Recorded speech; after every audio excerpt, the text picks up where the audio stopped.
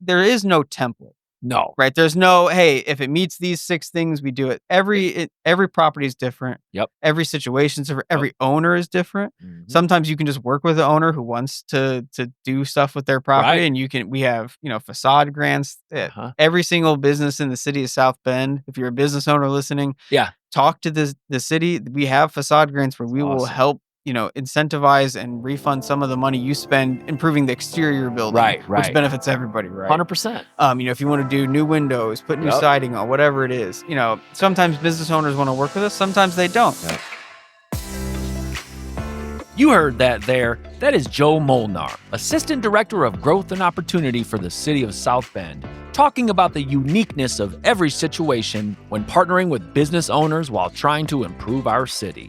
More of that later, but first, thank you for listening to another episode of Round the Bend Now and Then. My name is Matt Emery, and I'm a local history nerd.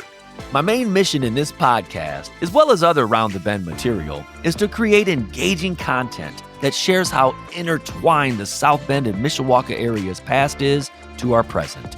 In the podcast, I interview local leaders, business owners, and community members to help tell their stories, because their stories help tell the story of South Bend and Mishawaka. In this episode, I meet with reoccurring guest Joe Molnar, the Assistant Director of Growth and Opportunity for the City of South Bend. I wanted to learn more about the city's role in redevelopment and the many, many, many moving parts and nuances that it takes to help improve our city. We talk about everything from the hurdles that the city faces when it has to intervene with neglected properties, to the vision that it takes to repurpose historic buildings. We discuss the multiple variables and partnerships behind building new homes in our older inner-city neighborhoods. We also talk a bit about the differences in the housing around the University of Notre Dame, and I ask him about the city master plans and how those shape urban planning. I do want to mention that we recorded in the late summer, and a lot has changed even since then. We talk about Drury's Brewery on Elwood, and even since then, the complex has been demolished for redevelopment. We also talk about the YMCA on Northside Boulevard, and since our chat, that has been demolished as well. Folks always think that cities move at a snail's pace, and as you'll hear, sometimes their hands are tied. But even in these two examples, we just recorded a few months ago, and within that short time frame, the city has moved fast. It goes to show that every project is different, and each one presents its own unique challenges. Thank you again, Joe, for joining us, and thank you for all that you do for our community. I do want to take a few moments to recognize our sponsors and encourage you to support their businesses. Folks, if you haven't checked out In Rug Co. Studio and Gift Shop yet, you need to. On Mishawaka Avenue, right across the street from the entrance to Mishawaka Central Park. As soon as you walk in, you can tell that it's a one-of-a-kind local business that sells a variety of items. It's the perfect spot to get a birthday gift for a loved one or a little something for yourself. You have to check out the shop or check out their website at indianarugco.com. I also want to give a shout out to MT Box Computers on 2921 Mishawaka Avenue, right in the heart of River Park. As you'll hear later in the episode, they'll help give you peace of mind regarding your business's computer and IT needs, as their motto is raising the standard for support services. Lastly, I want to thank Doing It Travel for helping to support our podcast. As you'll hear later, they will take the stress out of planning your next trip so you can just sit back, relax, and enjoy your vacation. Check out our show notes for our sponsors' websites. And now, here is our interview with Joe Molnar, the Assistant Director of Growth and Opportunity for the City of South Bend.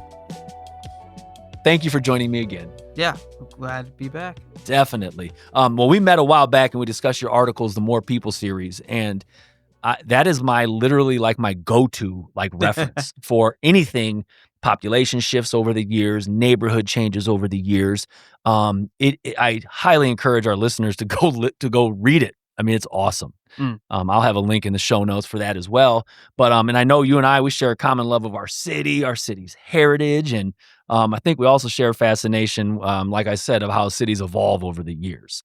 I'm always out there taking pictures of new construction sites, of houses being torn down, being built and everything, because at this point in time, this is the only time that our city's going to look like this. I mean, it'll look different in a year, different in 5, different in 10, and I want to capture that.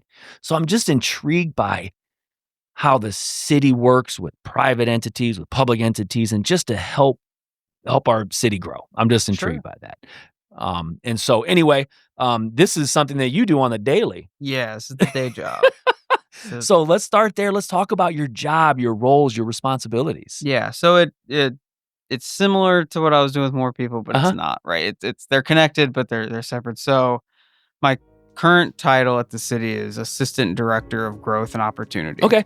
It's a mouthful. I haven't quite found. I've only had that title for about 2 months, so I'm still trying to find a way. Like, how can I shorten this to... but more or less, the role I had before, and then going into this role, which is expanded a little bit, but I'm in charge, or at least the lead contact for the city when the city's buying or selling property. Okay. So anytime the city is buying a vacant lot or selling a lot or buying a building, selling a building, I was the main contact. Okay. My new role is going to be still the lead person on that, but we've been doing a lot of work lately, so we've grown the team. So I have now someone with me who has my old title. Nice. And then I'm also working on development agreements, facade grants, things like that. But still, main job is kind of the main hub of when the city's buying or selling. Right.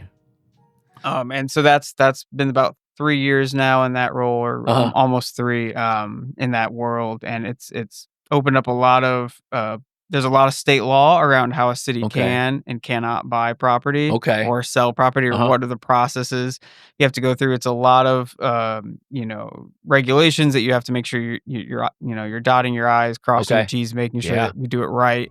And then at the end of the day, the goal is, we don't want to own property forever. That's not what cities are in it That's for. not, exactly. In a way, I kind of joke, in a perfect world, my job doesn't exist, right? But my job, basically, if the city, in many instances, and I guess this is really big. Yeah, absolutely. Big philosophy kind of behind the idea is the city is really the last institution or the last organization that's going to be left holding the bag when things go wrong. That makes sense. No matter how many protections go into a building, right? Or so you think about Studebaker going bust, slowly closing over time. Other big industrial, factories that the city ended up having to take possession of and clean up. You have that big scale, right, where a big company goes bust, and then all the ownership gets scattered into 1,000 pieces, and no one can maintain these buildings because they got in way over their head. You can go after those property owners for sure, but you can't make money appear where it doesn't appear. Yeah, it's like suing me. You can't. What part of nothing do you want? Yeah, exactly. And you can say, well, we should have better systems where people can't get, acquire property like breweries or whatever. But that's the system we have. That's a state and federal programs. So the city knows that we get left holding the bag quite a bit on big properties, but as well as small properties, right? If you have, like we talked about with more people, when you have this disinvestment in a neighborhood, and eventually a house cycles through this, tax sale process and disinvestment, and eventually gets so bad that everyone just walks away from it. Right. And either the city has a contact and that person just has no resources, or more likely can't find the person because they've just disappeared, or the LLC's disappeared.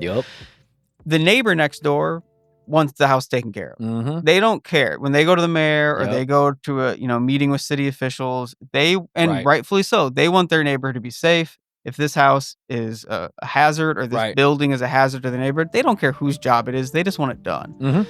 And so our philosophy lately, at least as long as I've been in the role, and my philosophy on it, and I know this is the same with other department leadership, is if the city's going to be responsible for it anyway. Right. So for in the end, like breweries, if the city's going to have to knock this down, we might as well do what we can to get ownership of it too. Absolutely. Because then we at least control the future. Right.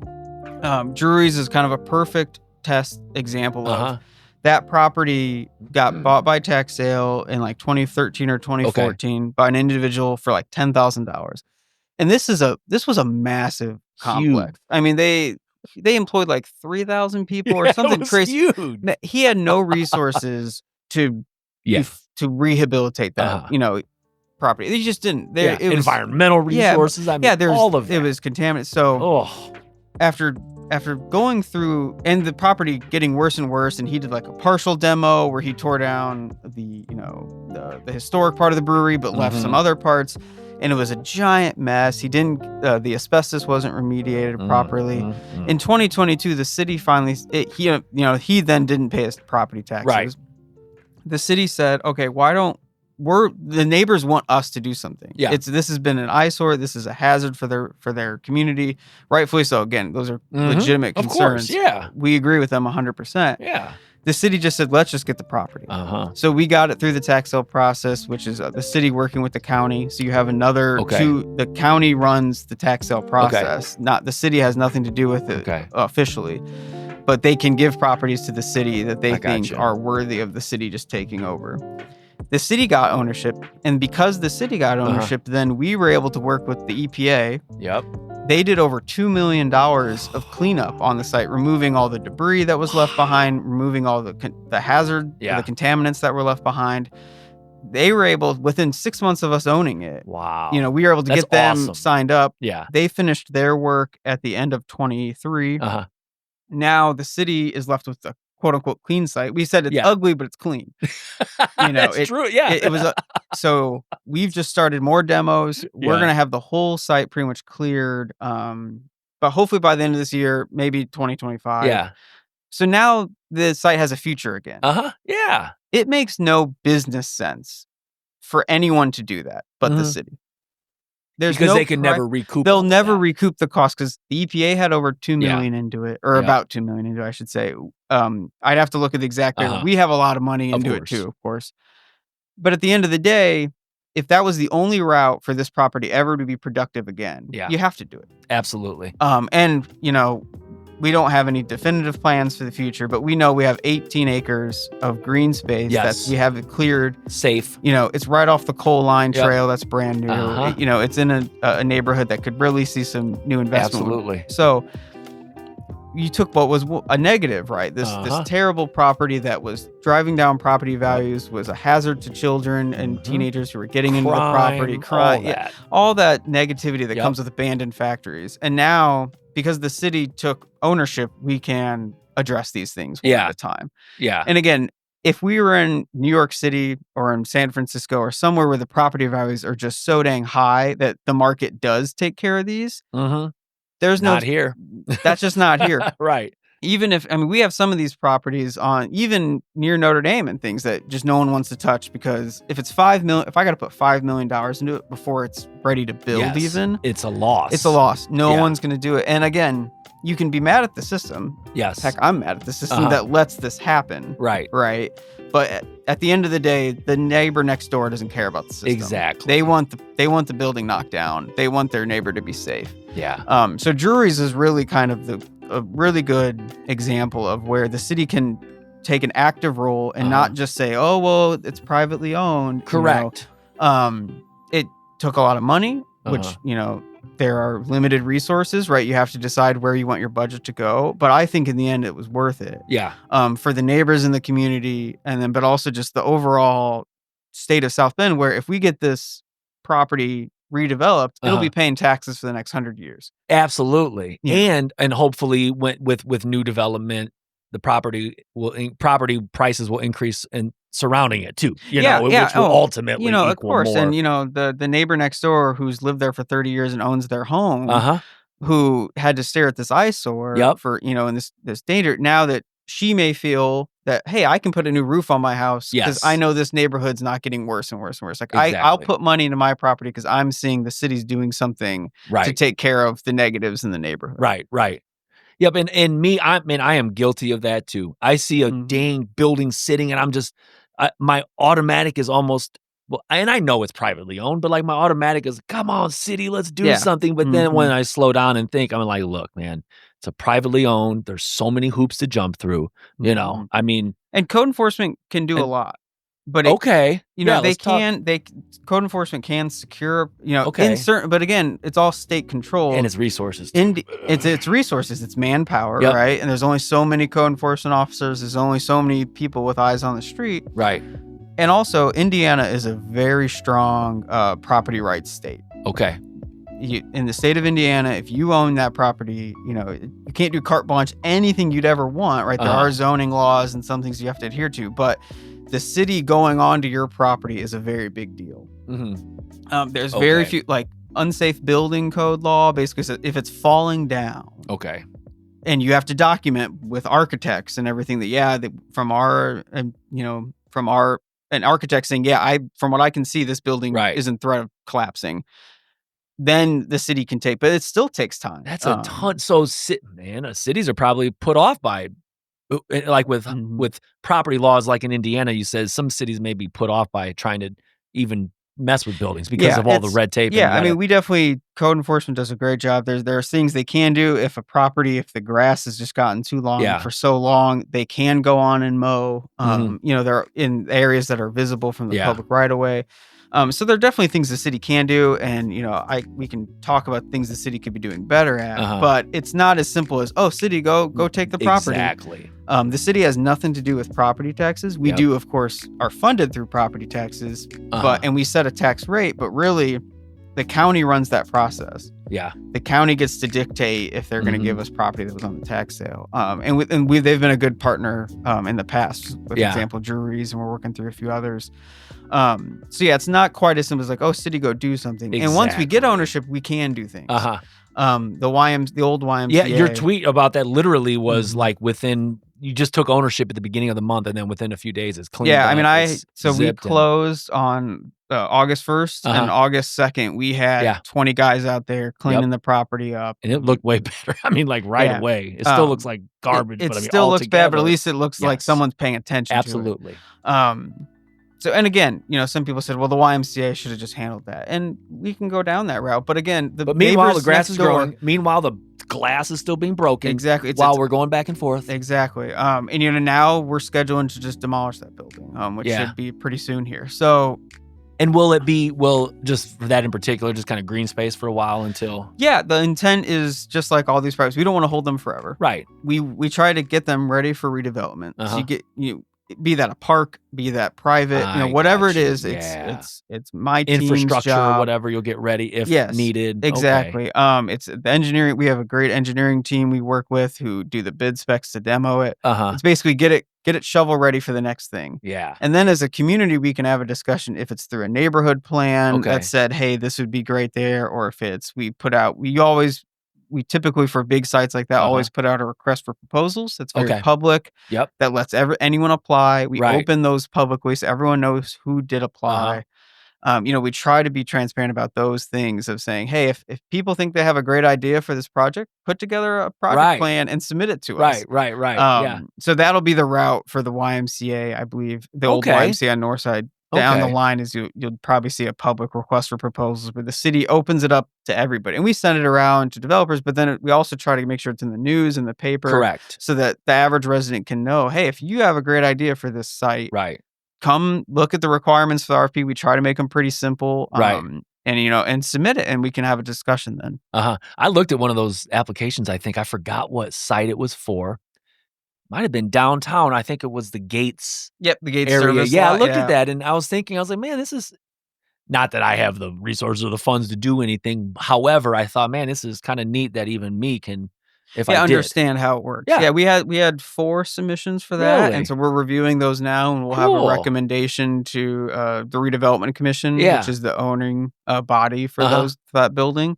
And then it'll all be public. Yeah. None of this happens, behind closed doors. It's a public vote you can talk to the people who made the vote. Yep. I'm staff to the Redevelopment Commission as well as other people in the department. And at the end of the day, we give recommendations. Yeah. So it's not Joe Molnar deciding what to do with this. It's, we provide a recommendation that we think this is a good path forward. Yeah. Sometimes the commission disagrees. Yep. Or they push back and say, hey, why'd you do the purchase agreement this way?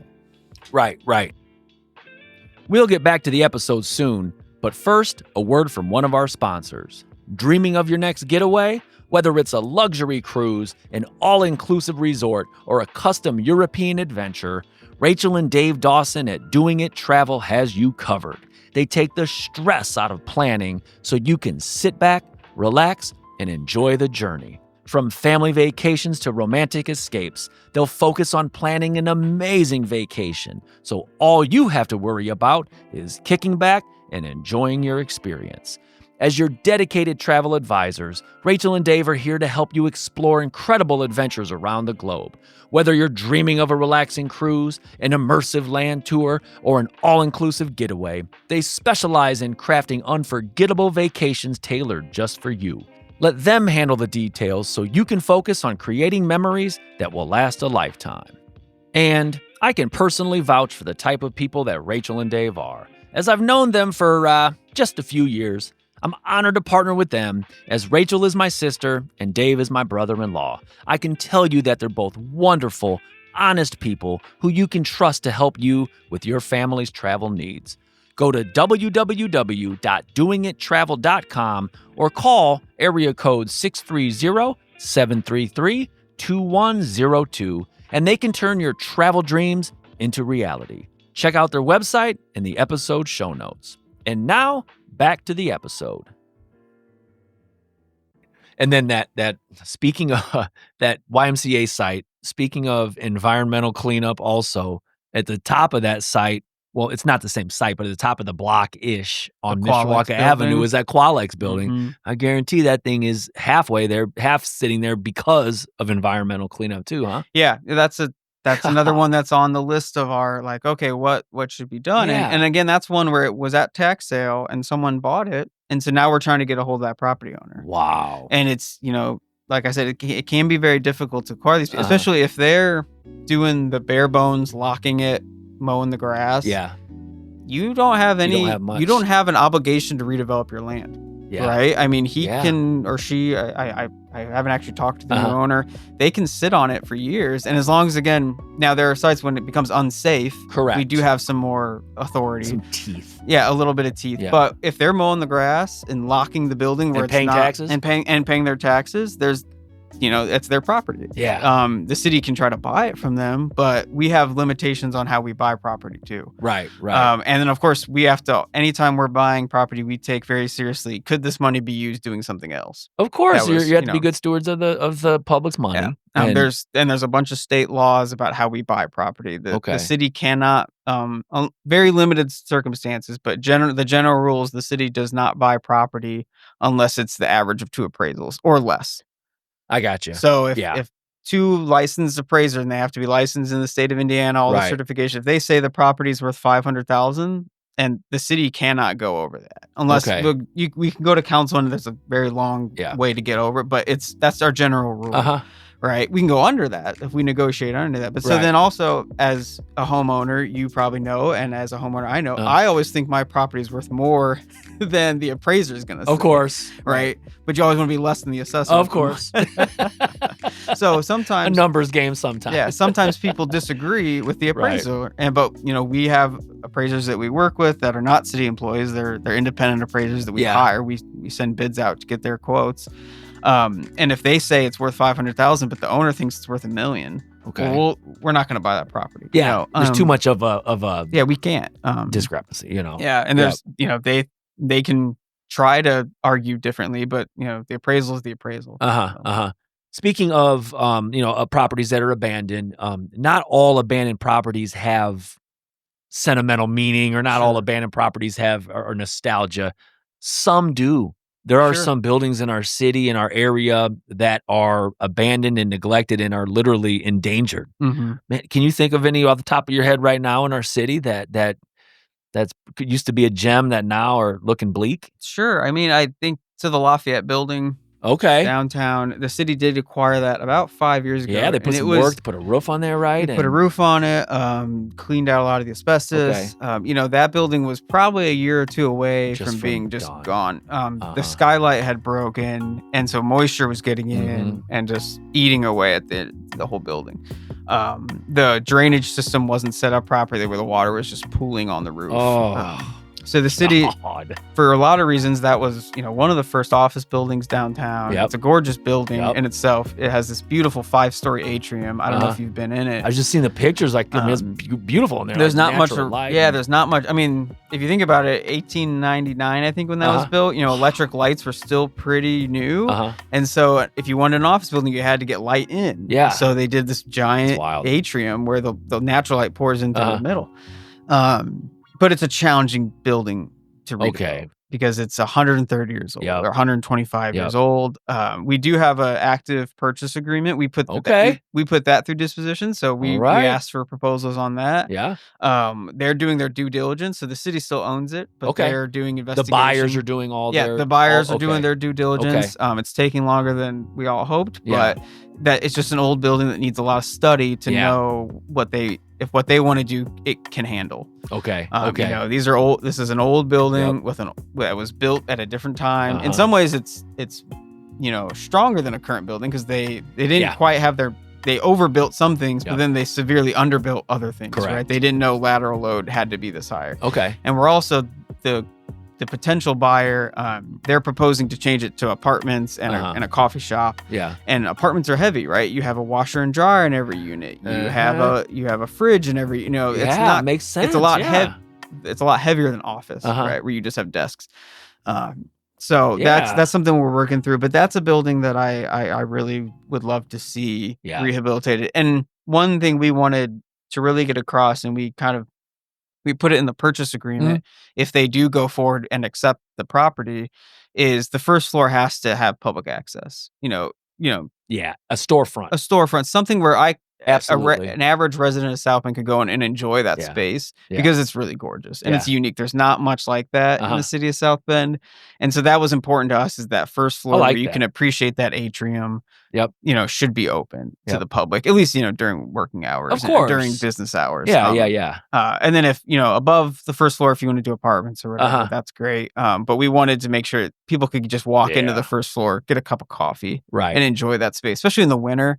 You go in there in the winter and it's 10 degrees outside, but you walk in there and the sun's coming in through the atrium. That's cool. Through the skylight. That'd be neat to go check that out. Yeah, that's cool.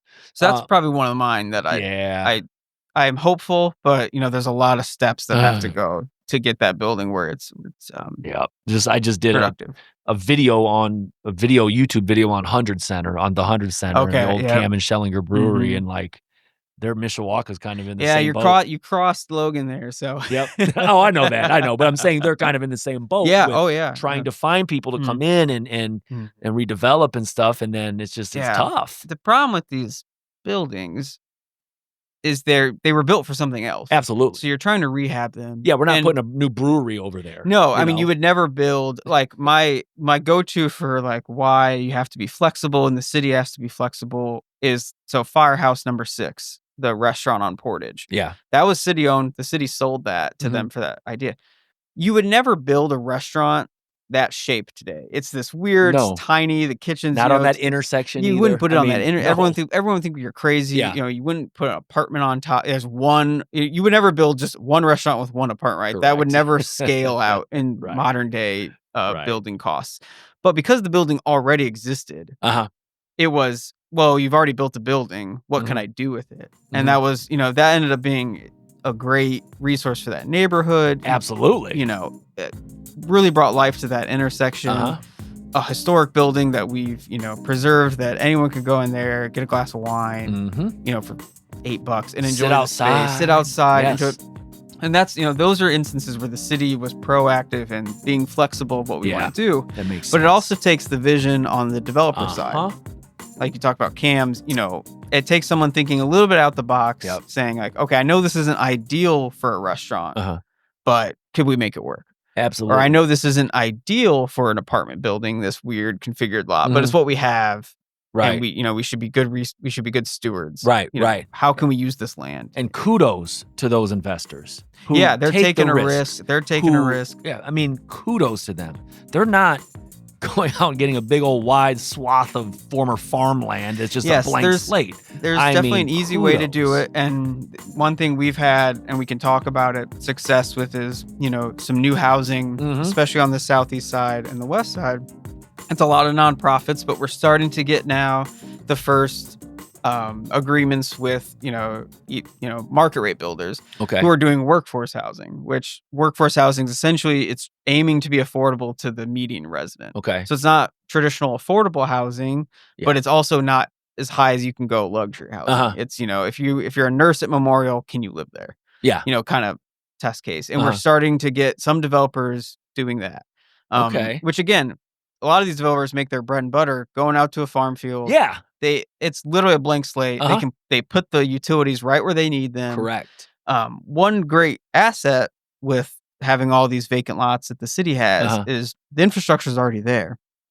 The water and sewers right already in front of the house. Right there. But one problem with that is sometimes those pipes are from the 1890s, and it's very hard to tie into them. We have wooden sewer pipes still in a few tiny places around town. I know they're redoing, I think on South Bend Avenue, and I'm pretty sure. I think they did find some, but they were either brick or wooden sewer. I saw a guy post something about wooden. So I mean, these are. While it's great the utility's there, but sometimes you have to do a big reconstruction of the utility just to get one house water or one house sewer. One more hoop to jump through. And the city provides incentives for that. So basically what we say is if you are building out on a farmland and you get it annexed into the city, you're kind of responsible for paying to tap into our water and sewer. I got you. If you do it in an area that previously had a house that's knocked down, we have something called the sewer water lateral replacement, where up to a certain dollar amount, the city will actually help you with that.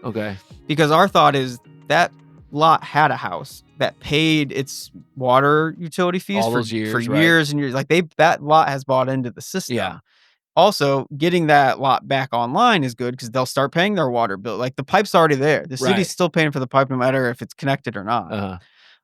So we are trying to do those things where we incentivize people who want to build in the established neighborhoods. Right. More of the interview in a moment, but first, a word from another one of our sponsors. I want to thank MT Box Computers for helping to support our podcast and our content. Located at 2921 Mishawaka Avenue in South Bend, right in the heart of River Park. MT Box Computers can help your business reduce its cost and increase its productivity. MT Box Computers is a full-service computer and network solution company. Their technicians are certified by industry-leading standards. They work with small and medium-sized businesses in the Michiana area to provide computer-related support, as they not only understand technology, but they also understand the day-to-day needs of small businesses. They strive to find the best solution for your business. Through experience, they have found that most companies have different needs, and those needs require different solutions. They'd love the opportunity to evaluate your business's current technology environment and discuss ways that they can increase your productivity and save you money. Check out their website at mtboxcomputers.com to learn more. A link to their website is in the show notes. And now, back to the episode. And speaking of those established neighborhoods, I mean, in your More People series, you wrote about how some of these neighborhoods have changed over the years and about, you articulated so wonderfully in specifics about how those neighborhoods have lost certain houses over the years. And these are the same exact lots that you're talking about here, is trying to bring housing back. And you've already mentioned having to partner with different organizations and stuff. I mean, this is not a blank slate. All the moving parts, like you have to partner with, for example, it says the city of South Bend's partnering with a couple of nonprofits for the construction of 122 new single-family homes. City's offering $8.5 million in subsidies to hopefully, spark $25 million in private. But it's not as simple as A to B to C. It's almost like A to Z to back to N to this. And we're providing land for most of those. Houses. So that we had to acquire the land already. Right. So that was a step even before. That was a step that already happened to set up. Oh my God. And really, but at the end of the day, so for example, one of those two is 466 Works, which works primarily around Riley High School in the southeast side. They're a local homegrown nonprofit that came out of a church that was in that neighborhood that said, why are all these lots vacant? It took them like 3 years to figure out, or 2 years for one house. Now they've built, I think, 15, 16. And then now they're ratcheting up to doing 30. They've committed to, I think, 32 on this next round. And they're primarily targeting, people who already live in the neighborhood who want to go from renting to owning. Yep. There are people who, none of these, they sell the houses at cost or little under at cost. Actually, that's where the city subsidy comes in a little bit. I got you. Because we want to try to make sure these are affordable so that you can get a new house for $160,000 that's brand new. You just can't do that. I think one thing I kind of get on my soapbox with this, and I know a lot of other individuals who work in this space do as well. People, because South Bend so historically has had, quote unquote affordable housing. Yeah.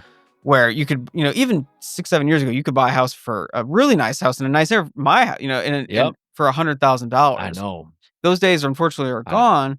But people think a house shouldn't cost that much, which I totally agree. We need to work on housing costs. But I don't think people understand you cannot build a house.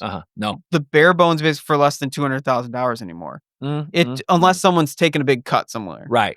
Even, the people who build those 466 Works houses, the company, I know they're making barely margin on it because, they're trying to, and these are 3 or 4 bedroom, sometimes no garage, really, and they can't get the price under 220. A private firm, it's just the cost of things have gotten so cost high. Of lumber, cost of all cost that of lumber, cost of and labor is just got, electricians, there's not that many of them. So if you're, if you have an electrician on staff, you're paying him a lot of money to be there. So I think it's something that people just don't believe. They don't believe me. Like, oh, you can't build, like, no, you cannot. Yeah. I would say even under 300 is very hard unless you're hitting builder grade everything, and we don't want that either, right? We don't want the worst of the worst quality. Right. We want to make sure it's designed properly. You're paying a real architect. So there's all these costs that go into it. And then they see, $350,000 house for sale in a neighborhood where most of the houses are $150,000. And they say, oh, well, that's so inexpensive. It's like, but that's literally just the cost of building it. Literally. Yeah. And it's unfortunate. I wish we could build houses for $150,000. Right. That would, that would make my life a lot easier. That would make a resident's life. But it's just not. No one can build a house for less than $250,000 right now. Man. And so that's your base point. Right. Right. Like even if you just wanted a market, and then on top of that, if you want someone to make money, if you want the market to take care of it, the private market needs to make 20% on a house, 30% on a house, so that they can keep building new, because they have to have capital to do the next house. So you're talking a market rate house under 300 is very, very, very difficult to find. Yeah. But it's a weird dichotomy in South Bend because even today in most neighborhoods, you can find houses for under 300,000. Yeah. So neighbors think that's affordable. Like, why can't you just build my house? It's like, well, because your house was built 80 years ago and labor and it costs were a lot, a lot cheaper. Right. You could build my house today, put it on my house, on my lot, and it would have to cost way more than if I just sold my house today. Absolutely. Yeah. And there's also, higher standards on certain things that, and people now and all and people now, they have expectations like, oh, I want at least 2 bathrooms, or my they watch too much HGTV is what they're watching. Well, and they're just bigger houses. And so one thing we have seen is it's been great to see the nonprofits say, oh no, in this neighborhood, we know a house will sell for $150,000 as a 3-bedroom, 1-bath. Yeah. So let's build that. Yeah. And it's where a market rate, and a nonprofit can do that. Okay. Where a market rate comes in, they'll say, well, for just a little bit more cost going up to 4-bedroom, 2-bath, I can charge way more money. But it actually only costs a little more, right? Because you already got the concrete crew out there. Infrastructure's all there. You already the pipe costs the same no matter if it's 2-bedroom, 2-bedroom or 4-bedroom. So there's all these hidden costs and hidden things, which I don't blame people for not understanding. Because if you're not in this world, why would hey, I bought my house for $100,000 5 years ago. Now everything's going for $250,000. This is crazy. I'm very sympathetic to that. Right. And them saying now I want my kid to be able to buy into this neighborhood, and they've been priced out. So I'm very sympathetic to that, and that's where talking about 466 Works and other organizations, we're trying to both fill these neighborhoods back up. Because all of them have lost tons of population. Fill them back up so the neighborhood stores can be successful again, so the schools can be successful again. But then also to make it affordable for people where we can. Yeah, absolutely. And it's And it's hard, and it's probably hard, and it's the same thing with me and education is it's hard to quantifiably show data on how all the positives for a neighborhood. Mm-hmm. Like it's hard for just how good it feels for a neighbor to drive past and what once was an empty lot, now it's a house. It's hard to quantify all those things, but it has to just have a positive impact on neighborhoods. Oh, sure. It truly does. It's the same thing when we're talking about breweries. Yeah. Yeah, we know that if, and I recommend anyone who's interested in this, just drive down Dubale or Dayton near Riley High School, and you will see those are the new houses, 5 houses, new house. Yeah. And if you can imagine someone who lived in an existing house a few blocks away, who was hauling on putting a new roof on or moving to a more stable neighborhood, if they're seeing this growth, and it's primarily they meet their new neighbors, and it was the guy who lived 2 blocks down, and he was able to get this opportunity to now own his own home. That gives them confidence, hopefully, to stay in the neighborhood. Yeah, that's true. Because obviously, people aren't stupid. They see if the neighborhood's going up or it's going down, or if it's staying the same. And if it's going down, where every year they see more vacant houses, more houses torn down, they're thinking, I need to get out too. Yep. For my own investment, but also maybe for the safety of my kids, or just I want to be in a place where we don't keep knocking houses down. Right. That's depressing to watch, right? Dang right it is. Hey, I used to have lunch with that guy in his kitchen every Saturday, and now the house is gone. Like, that's depressing. Right? Yeah, that is. And so there's all these, like you said, unquantifiable benefits to doing this, even if on paper, again, the city is putting a lot of money into this. But again, if the city doesn't do it, no one will do it. No, these projects could not happen without city. There's some areas around Notre Dame where the city has stopped incentivizing, and stopped doing any type of monetary incentives, because the market now dictating. It can do it. It can do it without any city involvement. And that's for good or bad. We're actually now incentivizing affordable housing in the Northeast through like Habitat for Humanity and South Bend Heritage, just to try to preserve as much affordable. Try to balance what the market's doing. But basically, everywhere else in South Bend, a house won't get built unless the city helped. Even in our stable, good neighborhood, quote unquote, I don't think we have bad neighborhoods. Right. I get even in neighborhoods that you'd think the market could handle it, again, even in Sunnymead, we don't have too many vacant lots, but there's 1 or 2. If a house is selling, for example, $220 in Sunnymead, a nice old house, $220 to $240. Again, if we just said a basic new house costs $300,000 or more, the chances of the market taking that bet on that one vacant lot, they're going to say, no, that's still too risky. So even in our really stable neighborhoods, that makes sense. The market won't build. So let alone in our neighborhoods that have more challenges, that have more vacant lots, the private market's just not going to handle it. Until the city helps incentivize it or sets the groundwork, puts the utilities in, provides the land, do everything we can to lower that cost so that it makes sense for a nonprofit. We work a ton with nonprofits. Who their whole goal is just to build affordable housing. So the NNN, the Northeast Neighborhood Association Inc., not association, they work primarily on them. They've been building duplexes that then they rent. That are affordable to they have criteria that they have to be affordable to the median income or less. But that was again on either sometimes they acquire land, sometimes we get that we give them our land. So it takes a big ecosystem just to get a house built. That's what I'm saying. Just reading any article online about the housing, or when like you or Michael DeVito, you guys are all tweeting, sharing all the good positive about all the new houses being built. You click, I read, I'm like, holy mo, there's nothing simple. I mean, there is. No, it's not. I again, maybe my job shouldn't exist. That's that's the goal, right? But I love it. I'm glad that we're in this situation. I'm glad. I mean, the it's city, good for our city. Just like I was saying, with the city is the one holding the bag. At the end of the day. The city's holding the bag on all. The city can't disappear. Nope. It's not like it's not your private finances where you plan for retirement, you retire, and then you go through those stages of life. The city is always just active. It has to keep going. It has to keep going. Taxes have to get paid. If you're repaving a street and there's only one house on the street, it costs the same if there's 20 houses on the street. So it's in our best interest as residents for the city to be doing this. Absolutely. And it's I genuinely think it's the right thing to do for the neighbors who live there now to see life in their neighborhood, for the new owners who can get affordable housing. Yep. Obviously, we always want there to be more. We're always trying to pursue national and state grants to help do that. Yep. And grant writing in itself is a full-time job, and it takes a certain talent. And just even knowing what's out there, what does the EPA offer? Yeah. What does, HUD offer? Man. And that's part of your job constantly is seeking we have other people much smarter than me who do that. I see. Hey, speaking of Notre Dame, that's funny you mentioned that. So I was driving this morning on the way to work. It was like 6:45 a.m. I'm at Corby and Eddy, and there's the office building there on Corby and Eddy.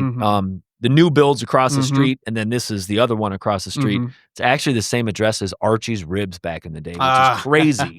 But anyway, big glass building, and I never really noticed it at all, but they have a lot of just paper on the downstairs covering all the windows. I never really noticed it. It still looks classy. But this morning, the paper had fell on a section, and I looked in there. Man, that whole downstairs is completely unfinished, nothing done at all. So then I'm thinking, like, man, this building's been here this whole time, looks all beautiful on the outside. Yeah. And then I'm in my head, I'm like, every time I see new apartments being built around Notre Dame, new condos, I'm thinking, are these really people live there, or is it more rentals on the weekend, or what? Yeah. That's Notre Dame's a tricky. It's such a. Excuse me. It's its own little a sub-market within the larger market, right? It doesn't really adhere to the rules of our market, right? And that's a good way to put it. There's something that's happened in the Harder Heights neighborhood that, is pretty tragic in my opinion, is that... Which is right south of Notre Dame for our listeners. It's right south of Notre Dame, walkable to campus, is that a lot of these houses now are either owned by people who just fly in 7 times a year for the game, or they're full-time Airbnb rentals. And it's happening in more of our neighborhoods. It's spreading a bit. Yeah, it's spreading. We've seen kind of a leveling off, even though I have a house near mine that's just full-time Airbnb. And it's not pleasant to live next to a hotel. But we go back to what the state gives a lot of property ownership. Goes back to that, Basically the city is not, to my knowledge and to what we've been told, the city's not allowed to put a lot of restrictions on Airbnbs. And so my very unofficial kind of way of how do we combat that, right? Because if the demand's there, right, we can't make the demand go away. No. It's just, we can't. And it's a good thing. There are worse things, right? Yeah. So what do we do? Well, I think, the more you build, the more you help satiate that demand. Okay. Because if there are just people who want to have a place so that they could come 10 times a year to see campus, they're an alumni, they got a kid there. If we can build enough, especially on our current vacant lots, so like the one on 23, the big one that's going in, if they can live there and not in Harder Heights in a house, that frees that house back up, right? That's true. Or if we build enough hotels near campus that, hey, it doesn't actually make sense to do an Airbnb because for half the cost I can go to a hotel. The way because the city doesn't have legal options to limit it, we have to come up with creative solutions. And one of them to me is you provide enough opportunities that's no longer attractive. Yeah. Right. Yeah. So, that one interesting thing though is the Northeast still has less people than it did in 1960, even with all this growth. Now we might pass that by 2030. We'll see what the census is. But at 2020, it was still less than the 1960 population. That's crazy. So there's definitely room. Right. But it's doing it in a way that respects the current neighbors, that makes sure that future residents are part of the community and aren't just holed up. We've talked to some people in Harder Heights, like they say their neighborhood's becoming like a zombie neighborhood, which it looks nice because just nobody's there. Just no one's there. No one comes home at night. The lights never turn on except for the porch light, and they've got a mow crew that comes once a week and mows the grass, makes it look nice. Yeah. But then they're never there. Man. And that's hard to me because people make a neighborhood, not buildings. Damn right, man. Damn right. We stop here for a quick word from one of our sponsors. You've heard me talk about In Rugco Studio and Gift Shop multiple times on the podcast and on social media. I am very proud to partner with them, and I encourage you all to stop by and check out all that they have to offer. In Rugco Studio and Gift Shop is located in a cool, old, historic Mishawaka storefront located at 220 East Mishawaka Avenue, right across from the entrance to Central Park. At this family-owned gift shop, you'll find Mishawaka and South Bend-inspired teas, coffee mugs, stickers, and magnets that you just will not find anywhere else. But this is more than just a hometown pride store. You'll also find national brands like Lodge Cast Iron, Minnetonka, Darn Tough Socks, and Smart Wool. There are gourmet food options, outdoor clothing and footwear for men and women, and seasonal decor. There's even a small batch bakery located inside, Lola's Pastry, Bread, and Jam Bakery. This is a true Mishawaka destination. To truly get a sense of all that In Rug Co. Studio and Gift Shop has to offer, you just have to visit their store. Again, at 220 East Mishawaka Avenue, across from the Central Park entrance.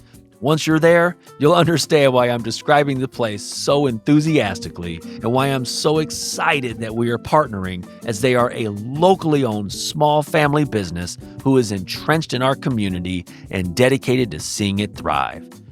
Their website, indianarugco.com, to check out all that they have to offer. The link is in the show notes. And now, back to the episode. It's sad when that happens, but there's so few options from a city perspective. Yeah, well, legally. you can't. You just almost got to sit back and we can't. If someone wants to own it, and then hey, this is my second house. I'm from Chicago. Yeah. I'm from California. There's nothing we can do to say no. You have to live there. Right. Exactly. So there might be things on the edges, but the fundamental problem exists. How do you solve it? It's like, well, again, if you can maybe build enough new housing where there's enough demand there's enough, supply for everybody. Right. That makes sense. And it's not a perfect solution, but it's a solution. It's something. It is, right. And that Harder Heights neighborhood, like that thing is Piache is one of the streets. There's several streets. My wife and I, we took a walk there about a month or so ago.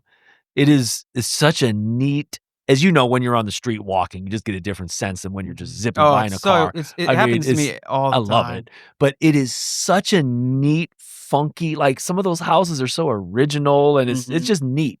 And you have a lot of different time periods smashed together. It's just you have eclectic. Some really old 1920s, and then you also have 1950s ranches next to a brick Tudor, all on the same street, and it's like who built these? Yeah. So it's a nice little neighborhood, and we are, there's tools in the tool belt to help fix it, but the demand is just so strong right now around Notre Dame. Oh, it twists the market in ways that, what do you do, right? Yeah, I don't know. If someone's willing to buy that house for $1 million, and what I think always needs to be remembered in some of these situations is there was a seller willing to sell. I'm a little bit upset with my neighbor that sold their house to an Airbnb. Yeah. They left town. They moved away, which not some people can't live here. Totally understand. Of course.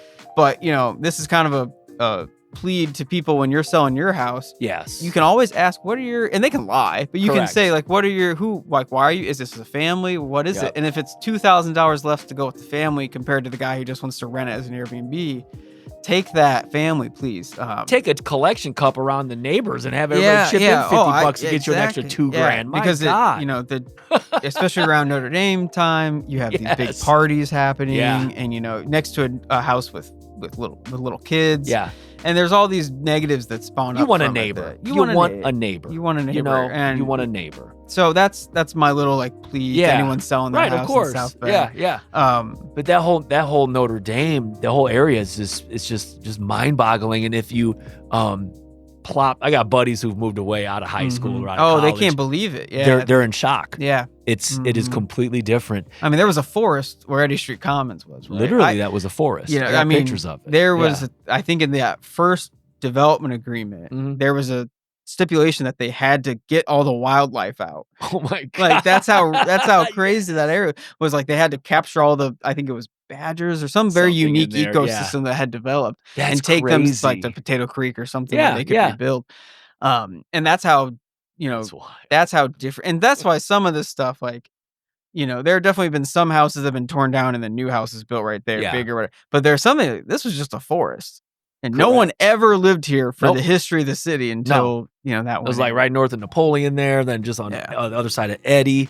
I tell you who I want to, and even before I started this podcast, I want to interview that dude who lives on Eddy Street still. I know. Maybe I could get you in contact with him. I know him. Yeah, he's a fun guy. I just imagine, like one of those cameras on a house that like fast forwards over multiple years. So I imagine him out there spraying his yard, watering his plants with when it was a neighborhood like this. And then I imagine him still out there spraying and all the houses are being torn down. And then I imagine him still out there when, everything goes back. Yeah, it's just so, man, but if you can put me in touch, I would love to hear his I have story. his email, so I'll send you his email. Man, do it. Yeah, seriously. He's a very fun guy. I've talked to him because he's outside, and when I parked and walked up there, and he's out there. He's got his classic car, drive mine past, and wave at him. And he could probably tell you some stories about the neighborhood and the good and what I want to hear. And the good and the bad that has come with what's changed. Yes, right? Because when we talk about all this, what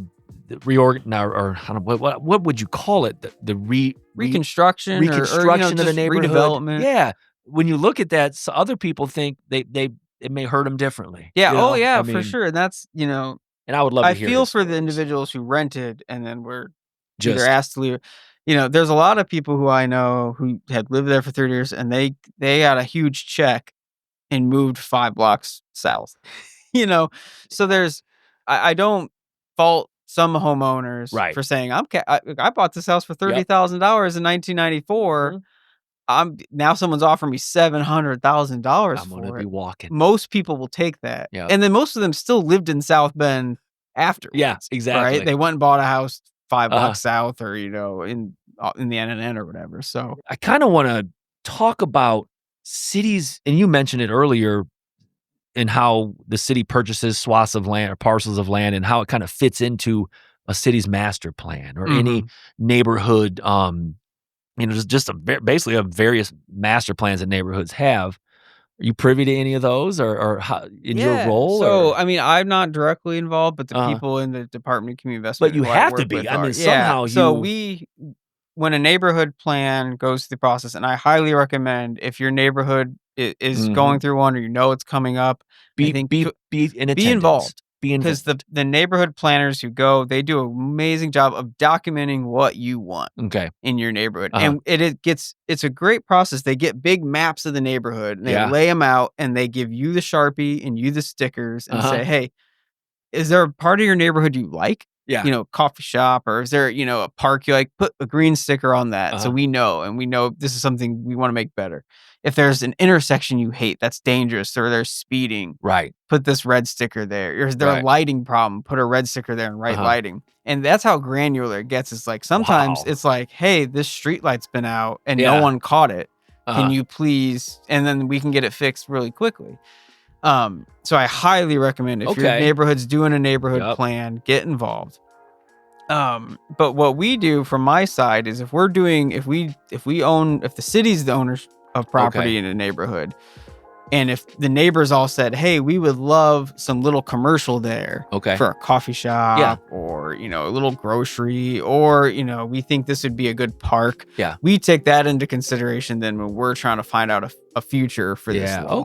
So we kind of, we use those neighborhood plans as, guideposts for what we should be doing with city property. Yeah. One thing that I think it's always good to say is the city owns a very small part of the city. Right. Yeah. Most land is privately held. Yeah. There's about 7,000 vacant lots, if I'm not mistaken. The city owns about 10% of those. Wow. So most vacant lots you see are not city owned. What the city has done in the past, and we're still trying to do it, is we look at a neighborhood, like, the NNN or the Southeast, and we try to, through the tax sale or whatever, get every property we can that no one wants in that neighborhood. So then at least we're mowing it. We're making sure that if someone dumps a couch there, we'll send our crew to get it picked up. It's, we prevent it from being a nuisance. And then we have enough quantity of lots where we can go do a development, because most nonprofits or for-profits housing builders, they don't want to do one house. They already got all the stuff out on the scene. Yeah, they want to. And so if we get a bunch, and it was really good strategic thinking over the last 10 years by the city, it's accumulating all this. Now we're able to then do those projects like you talked about near Riley, because we, over a bunch of years, acquired that land. Right. But most vacant lots are not city owned. The city might even be mowing it, because if the owner has walked away and it's in the continual mow enforcement queue, the city's sending out the crew to mow it every 2 weeks, but we still don't own it. Right. So that is one misconception. I think a lot of people think, oh, that building's vacant or that lot's vacant. It's the city it's, doesn't own it. Usually for it's the most not part. the case. Right. Okay. So so when it's a neighborhood plan coming up, we try to take that feedback and make sure that what we then try to get on that lot matches that feedback. Okay. Yeah, it makes sense though. It truly does. Like you said, it's like a guidepost. Yeah, it's a guidepost. It's I highly recommend people, if your neighborhood had a neighborhood plan, go back and look at it. And I believe on the website we even have like a scorecard where hey, we had these 30 things that came out of this plan, from again very small redo this one sidewalk up to new neighborhood park.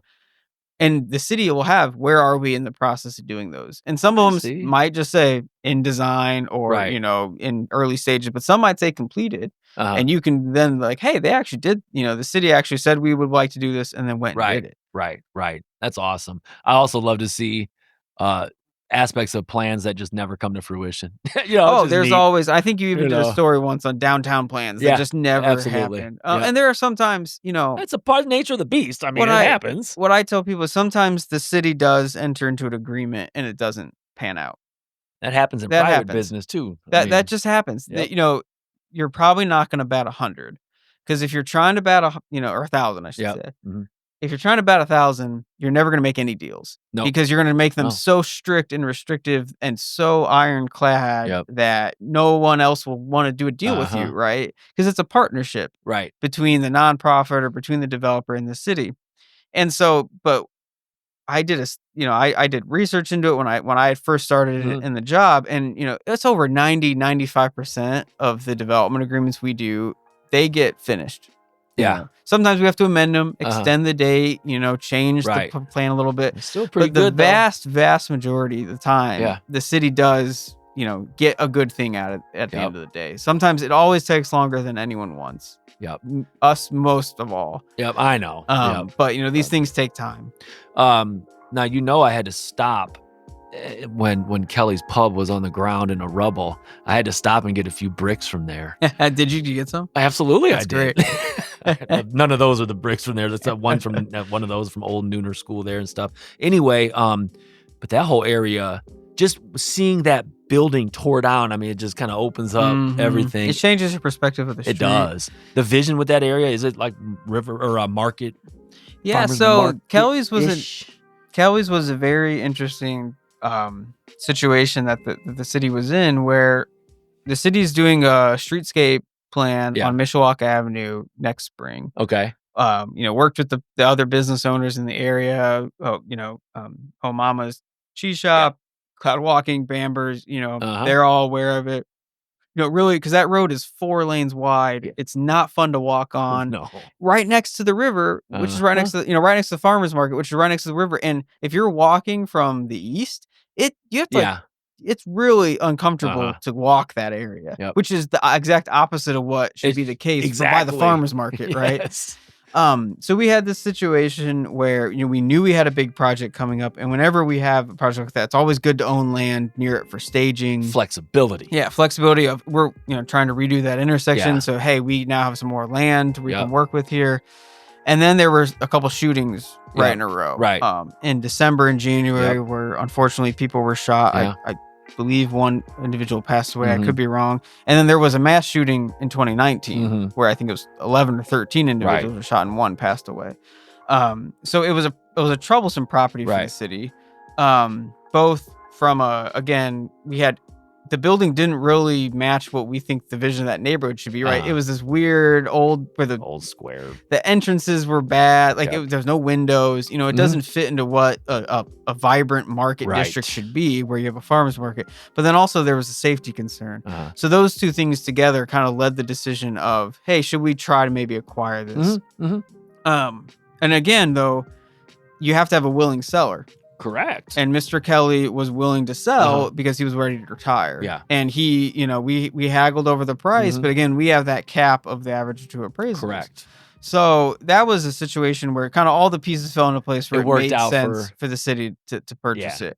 And I believe the neighbors are happy. That was it was a troublesome bar. And then other people's one of the things that came out of that was, well, why don't you buy all the troublesome properties? And you can try, and we have said, like, if you have other properties where there's shootings all the time at bars, which there's not that many There bars aren't, no. where there's shootings all the Right, time. exactly. Please let us know. We'll talk to them. Right. But they might not want to sell. They might not want to sell for what we can offer. So you have to have a willing seller, or, the city doesn't have any plans for that street. Like, there were other factors besides safety for the reason that the city did the Kelly's purchase. So that's why there is no template. No. Right? There's no, hey, if it meets these 6 things, we do it. Every property is different. Yep. Every situation is different. Every owner is different. Sometimes you can just work with an owner who wants to do stuff with their property, and we have, facade grants. Every single business in the city of South Bend, if you're a business owner listening, talk to the city. We have facade grants where we will help incentivize and refund some of the money you spend improving the exterior building, which benefits everybody, right? 100%. If you want to do new windows, put new siding on, whatever it is, sometimes business owners want to work with us, sometimes they don't.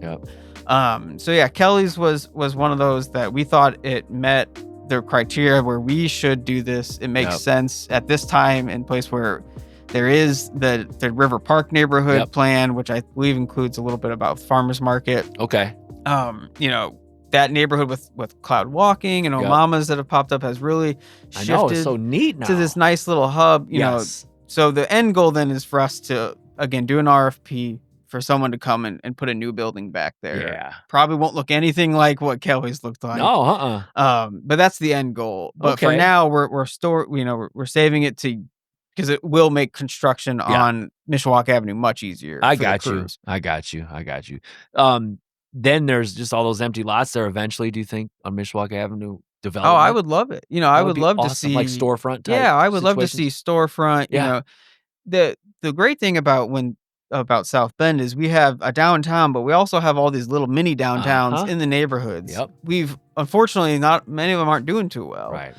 But the bones are there, right? Miami Street, it has a lot of little shops and just needs some love from everybody. And Mishawaka Avenue serves as that kind of mini downtown, especially as you go further east into the heart of Old River Park. Oh, for sure, town. For sure. What we're talking about, it's a little different, but you could definitely see Western Avenue, where the city redid Western Avenue to make it feel more like a place, right? A place you want to spend time. And so that's the end goal is it's a chicken or egg thing. Okay. And so the city says, let's put the street in. Let's make it nice. Let's make it look attractive. We're walking down more pedestrian friendly, less aggressive. I can get to the farmer's market and not feel like I'm going to get run over by someone coming off the interchange flying. So it's a process, right? But so I would love to see down the line Mishawaka Avenue have that would be so cool. In places where, hey, you're on the river walk, go on your bike. Hey, I'm gonna hop off, grab a coffee, grab a sandwich. That'd be so cool, man. All right, well, hey, that if you can believe it, that was a whole hour. Wow, that's quick. But hey, I appreciate your time, Joe. Truly do, and probably have to have you on again. Yeah, I'm sure we'll have another topic to talk about. But it was hey, thanks for doing this. I think people who are putting in the time and effort to just talk about South Bend, to appreciate living here. You're always gonna have the people who just don't like it here. Yep, absolutely. But I think most people like South Bend, the residents. I think most people, or at least they care enough to make it better.